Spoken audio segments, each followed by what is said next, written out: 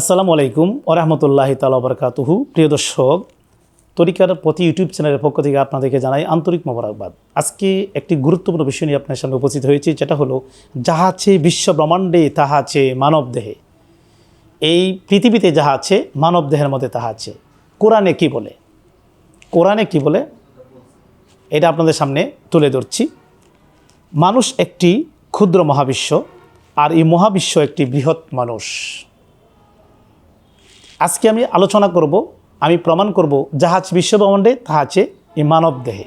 দলিল কোরআন, সূরা ফুলসিরাত অর্থাৎ সূরা হামিম সেজদা, সূরা হামিম সেজদা যে 41 নং সূরা 53 নং আয়াত। সূরা হামিম সেজদা 53 নং আয়াতটা খুলে দেখুন। আল্লাহ বলেছেন, সা নুরিহিম আয়াতিনা ফিল আফাকে অফি আনফুসিহিম।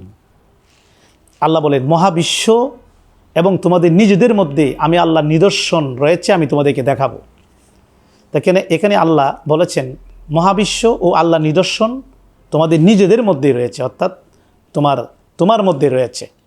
তাহলে আমাদের মধ্যে মহাবিশ্ব আল্লাহ নিদর্শন আছে। আল্লাহ নিদর্শন কি? চন্দ্র সূর্য এবং আগুন বাণী মাটি বাতাস আসমান জমি লৌহ কলম সব কিছু মানব দেহের মধ্যে আছে। এই আল্লাহর নিদর্শন। 2 নম্বর যে আয়াতটা আপনাকে লক্ষ্য করুন, আল্লাহ বলেছেন সূরা জারিয়ার 21 নং আয়াতে, যেটা 51 নং সূরা, আল্লাহ বলেন অফি আনফুসিকুম আফালা তুবসিরুন।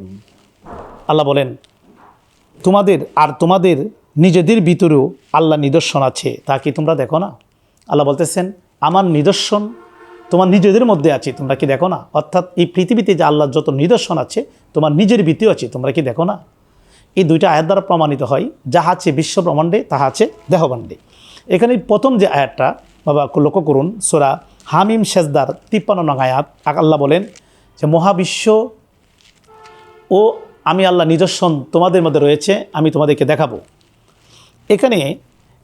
এখানে 2টা শব্দ আসছে, একটা হলো আফাক, একটা আছে আনফুস। একটা আফাক মানে কি? মহাবিশ্ব, মানে দেহের বাহিরে যে মহাবিশ্ব, এটা হলো আফাক। আরেকটা বলেছে আনফুস মানে কি?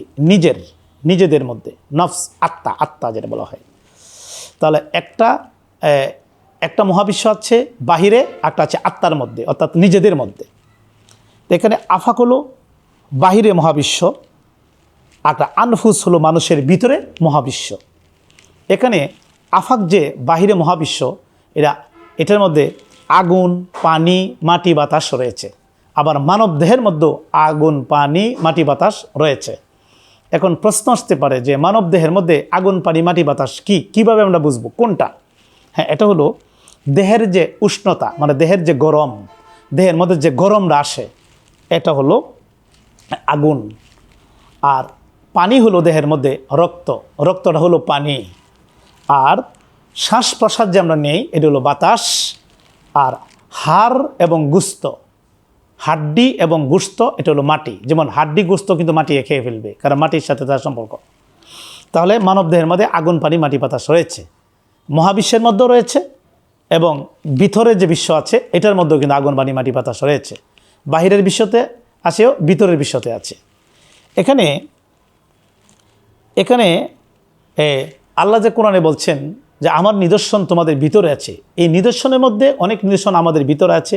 যেমন আগুন পানি মাটি বাতাস আছে, আরও তো আছে লতিফা, 6টা লতিফার, এটা মানব দেহের ভিতরে আছে। হ্যাঁ, এরপরে রুহ মানব দেহের ভিতরে যে আল্লাহ নিদর্শন। হ্যাঁ, 6টা লতিফা, এটা আল্লাহ নিদর্শন। কলব রুহু সের কফি আকফা নফস, এটা মানব দেহের মধ্যে আছে। রুহ এটা আল্লাহ নিদর্শন, এটা মানব দেহের মধ্যে আছে। হৃদয়ের নূর, কলবের যে নূর, এটা আল্লাহ নিদর্শন, এটা মানব দেহে আছে। এবং অন্তরের যে আসমান, এটা মানব দেহের মাঝে আছে। এসব হলো আল্লাহর নিদর্শন।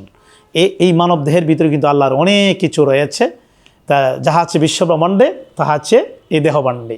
প্রিয় দর্শক, আমি কঠিন কথাগুলো সহজ ভাষায় কোরআন হাদিসের আলোকে আপনার সামনে তুলে ধরি।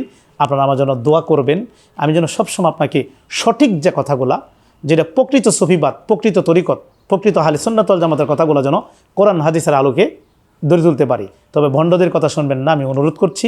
এরা কোরআন হাদিসের আলোকে কথা বলে না, এরা হিন্দুত্ববাদের সনাতন ধর্মের কথাগুলো বলে, এরা রাধাকৃষ্ণের কথাগুলো বলে, এবং এরা হিন্দুত্ববাদের সন্ন্যাসীদের কথা বলে নাউজুবিল্লাহ। এগুলি আমাদের ইসলামে নাই, কোনো তরিকার ভিতরে এগুলি নাই। এগুলি আপনারা শুনবেন না। কোরআন হাদিসের আলোকে যারা কথা বলে সেই কথাগুলা বিশ্বাস করে কোরআন ভিত্তিক জীবনযাপন করুন, হাদিস ভিত্তিক জীবনযাপন করুন, তে রাসূল পাক আপনাকে উম্মত বলে গ্রহণ করবে, আল্লাহ আপনাকে বান্দা বলে গ্রহণ করবে। এবং তরিকার যে নিসবত কাদরিয়া, চিশতিয়া, নকশবন্দিয়া, মুজাদ্দিদিয়া, এই 7 তরিকার যে প্রকৃত নিসবত ওলি আল্লাহগণ যেভাবে দিয়েছেন সেভাবে আপনারা পালন করুন, তাহলে ওলি আল্লাহর আপনাদেরকে তরিকার মুরিদ হিসাবে গ্রহণ করবে।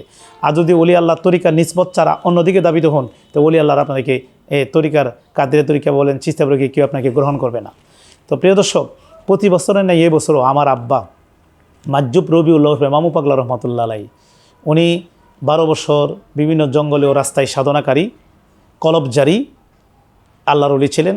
ওনার 41তম উরুস মোবারক করতে যাচ্ছি এই নভেম্বর 2025, 28-29 নভেম্বর, 28-29 নভেম্বর শুক্রবার এবং শনিবার পড়েছে। 2 দিন ব্যাপী তরিকার ওয়াজ হবে, অনেক বড় বড় আলেম ওলামা থাকবে 2 দিন ব্যাপী। এবং আপনাদের সেবার জন্য ইনশাআল্লাহ আমরা প্রস্তুত আছি, কারণ মানব সেবাই পরম ধর্ম।